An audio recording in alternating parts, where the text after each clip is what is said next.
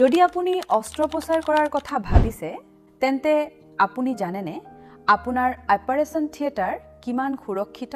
এটা সুৰক্ষিত অস্ত্ৰোপচাৰৰ আৰম্ভণি হয় কঠোৰ হেণ্ড হাইজিন আৰু ষ্টেৰিলাইজেশ্যনৰ পৰা। অপাৰেশ্যন থিয়েটাৰ সম্পূৰ্ণকৈ পৰিষ্কাৰ কৰা হয় আৰু ফগিঙৰ জৰিয়তে জীৱাণুমুক্ত কৰা হয়। আমাৰ চিকিৎসা কৰ্মচাৰীসকলে ষ্টেৰাইল পিপিই পিন্ধি প্ৰতিটো ইনষ্ট্ৰুমেণ্ট অত্যন্ত যত্নৰে প্ৰস্তুত কৰে। এডভান্স মডুলাৰ অটিত প্ৰতিটো প্ৰক্ৰিয়া সুৰক্ষা মানদণ্ড অনুসৰি সম্পন্ন কৰা হয়।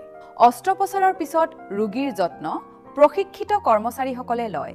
ব্যৱহৃত সকলো সামগ্ৰী বায়োমেডিকেল ৱেষ্ট প্ৰটকল অনুসৰি নিৰাপদে নিষ্পত্তি কৰা হয়। ইনষ্ট্ৰুমেণ্টসমূহ প্ৰথমে পৰিষ্কাৰ কৰা হয়।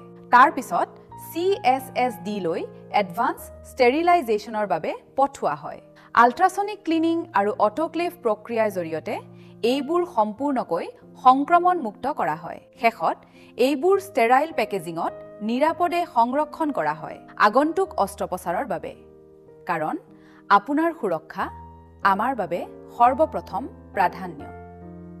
চিউকাফা মাল্টিস্পেচিয়েলিটি হস্পিটেল, য'ত প্ৰতিটো অস্ত্ৰোপচাৰত সুৰক্ষাৰ পূৰ্ণ যত্ন লোৱা হয়।